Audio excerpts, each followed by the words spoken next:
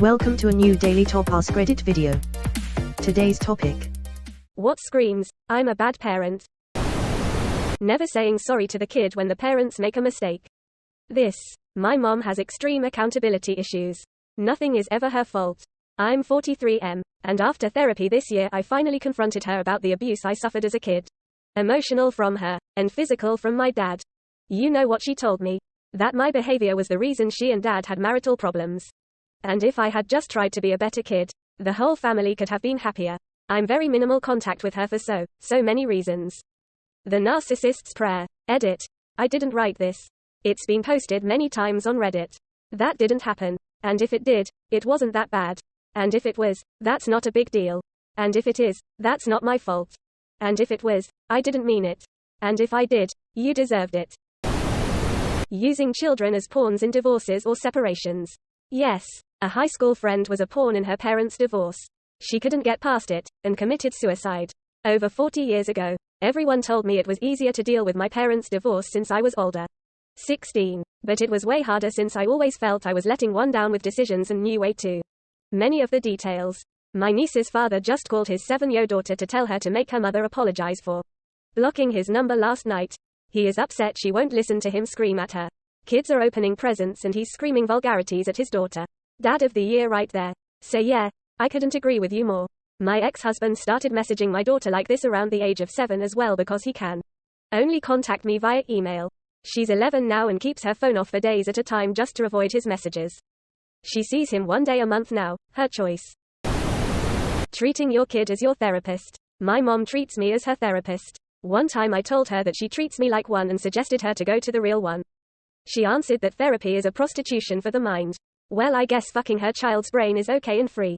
A cardiologist is a prostitute for the heart she is missing. My mom found a love note to my dad from his mistress, which included a condom. That day, she picked me up from school, 9th grade.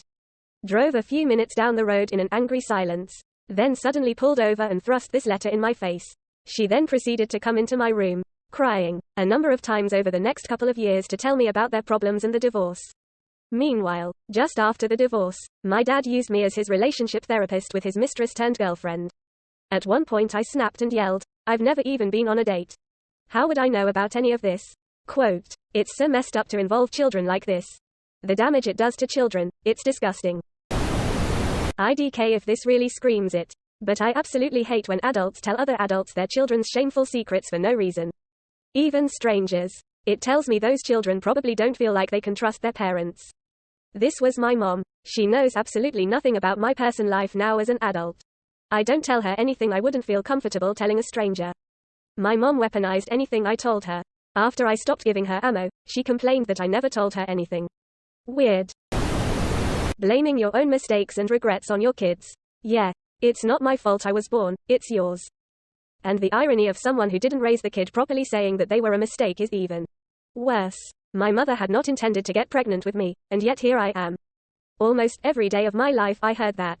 I wasn't planned. I was unwanted. I ruined my parents' life. My childhood was filled with abuse and to this day, the parents still blame me for being born and ruining their lives. They also don't understand why I haven't spoken to or seen them in well over a decade.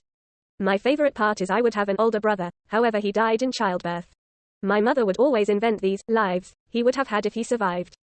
In all her versions, he would be an astronaut, or a doctor who cured cancer, or a rich successful businessman, all the while ignoring her 4 living children all have mental health issues caused by her. You're the reason I'm stuck with your father. Sure mom, sure. My favorite response to that is, I didn't pick him, you did. Quote, I didn't fuck him, you did. Making your child think they aren't good enough. My mom once told me, you're a screw up and you'll always be a screw up. Quote. I still think about that every time life isn't going my way or I'm feeling bad. Recently I was rereading some journals from high school, and there were all these entries about things my mom said to me that I don't even remember but have become an intrinsic part of my insecurity. You'll flunk out of college, get married, have a couple of kids, get a divorce and struggle for the rest of your life like we are now. You'll never be a scholar, you probably won't even go to college. Good God, TARDIS notity, did God not give you the sense he gave a horse? She's a very broken, toxic woman, and I cut her out of my life years ago. I moved across the country to live with my father's sister, who took me in as the child she never had. I graduated with my bachelor's, my MFA, and now I'm starting my PhD. I'm a published writer and have presented at conferences and worked closely with, befriended multiple NYT best-selling authors. I've achieved more at 35 than she has her entire life. Don't let your parents tell you you're worthless, or that you're incapable of anything you want to accomplish.